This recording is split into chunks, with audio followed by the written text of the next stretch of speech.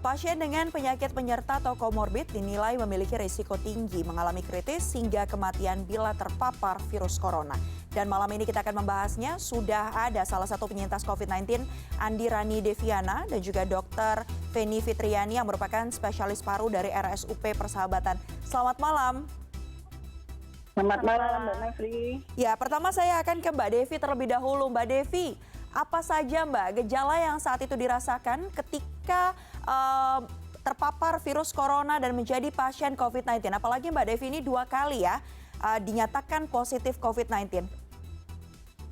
Ya, jadi awal pertama kali saya kena COVID-19 itu akhir Maret 2020, itu dengan gejala demam.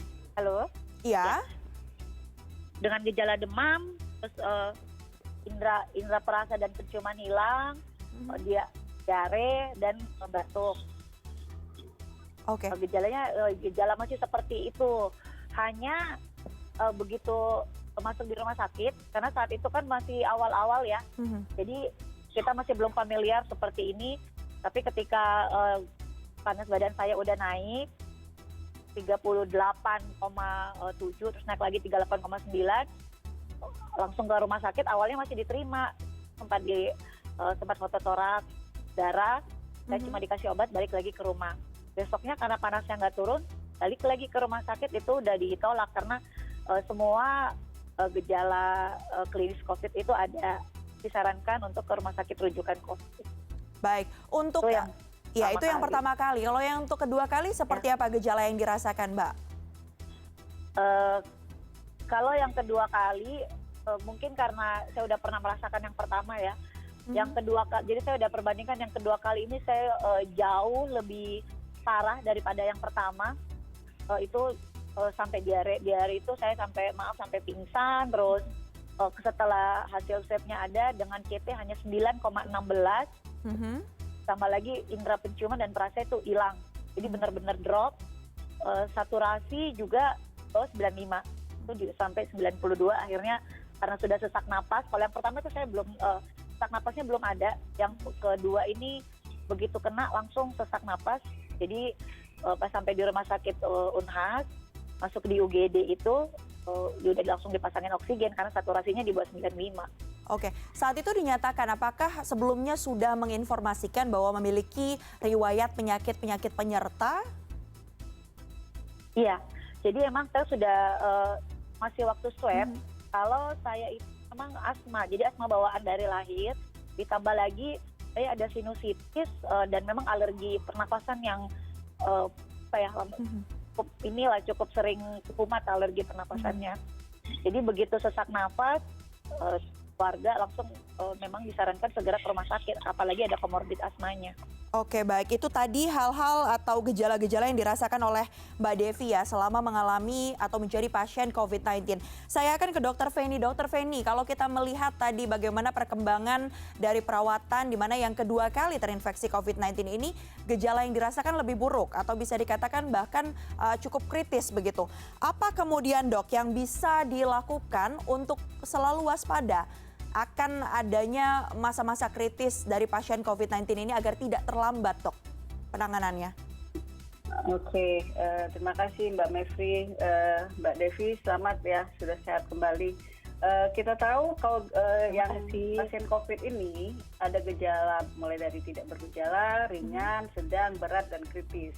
80% yang terkena COVID itu biasanya dengan gejala ringan, dan 20% itu yang akan terkena gejala berat atau kritis.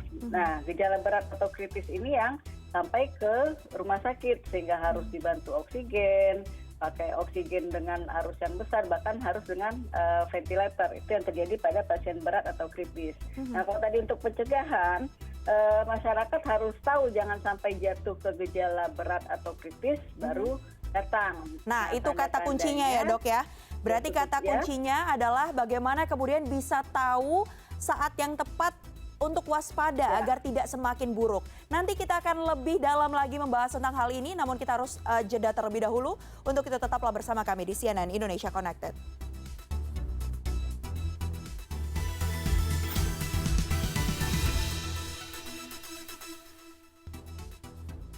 Masih di CNN Indonesia Connected dan kita akan lanjutkan pembahasan tentang waspada masa-masa kritis pasien positif COVID-19 ya. Masih ada Andi Rani Deviana, salah satu penyintas COVID-19, dan Dr. Feni Fitriani, spesialis paru dari Rumah Sakit UP Persahabatan. Ya, saya akan melanjutkan ke Dr. Feni lagi. Dok, tadi terakhir disebutkan bahwa ada gejala-gejala baik itu mulai dari ringan, sedang hingga berat.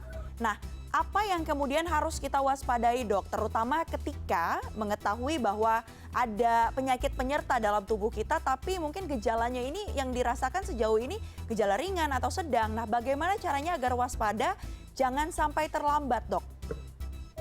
Oke, jadi kalau untuk supaya waspada, jangan sampai jatuh ke gejala berat atau kritis, yang dimaksudkan jatuh ke gejala berat itu kalau tensi napasnya, napas 1 menit lebih dari 30 kali per menit. Jadi kalau napasnya sudah 24, 28 kali per menit, bila dihitung 1 menit penuh, itu sudah tanda-tanda bahaya, harus segera ke rumah sakit. Atau terlihat yang tadinya bicaranya lancar, jadi terengah-engah, jadi seperti orang habis lari. Jadi ngos-ngosan, nah itu juga namanya distress pernapasan yang berat, itu sudah masuk ke gejala berat. Artinya kalau sudah mulai terlihat anggota keluarga kita yang sakit atau diri sendiri, napas bicaranya terputus-putus, bicaranya berat, itu sudah harus hati-hati. Yang ketiga, apabila mempunyai alat saturasi oksigen yang ditempelkan di jari, itu kalau sudah di bawah 95%, harus hati-hati, karena kalau sudah di bawah 93% itu sudah jatuh ke kondisi yang berat. Kondisi berat dan kritis itu harus dirawat di rumah sakit, karena banyak pertolongan, banyak alat-alat medis yang dibutuhkan supaya kondisinya tetap stabil.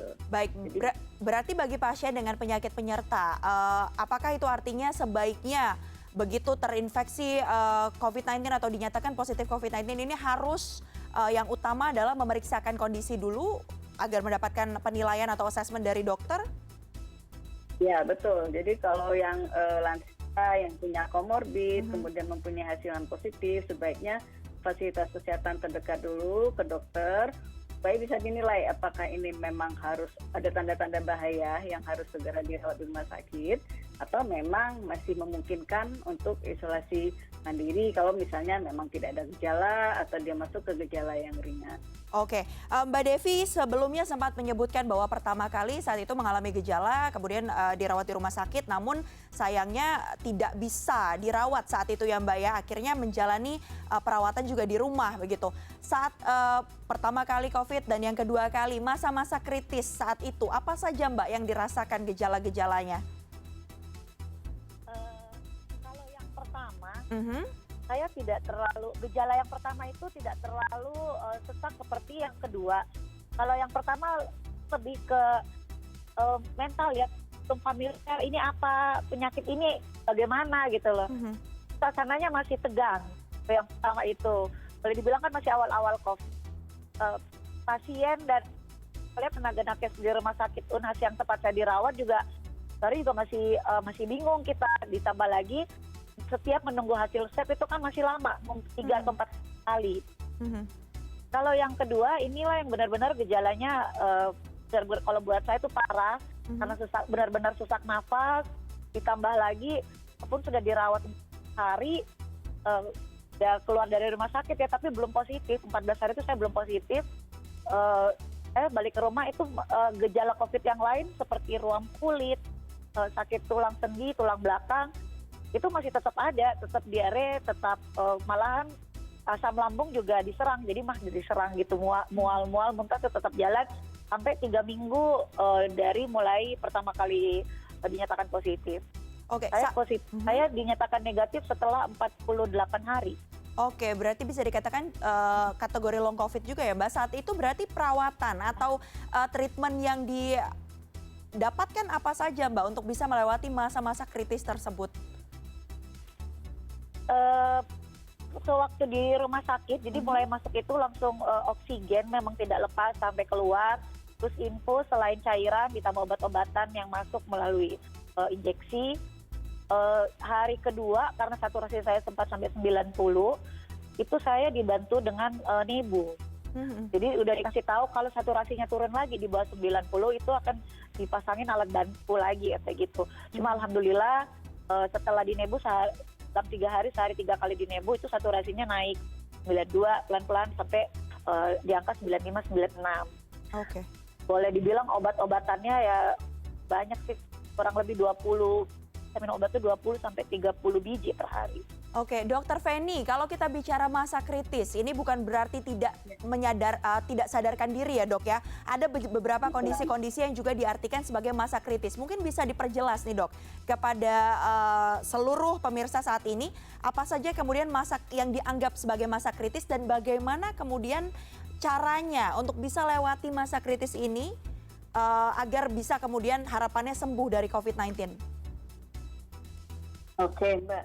Kalau masa kritis yang tadi harus jadi patokan di rumah itu yang artinya jangan sampai terlewati ya, jangan sampai tidak terpantau napasnya lebih dari 30 kali per menit, 28 kali menit aja itu sudah harus hati-hati.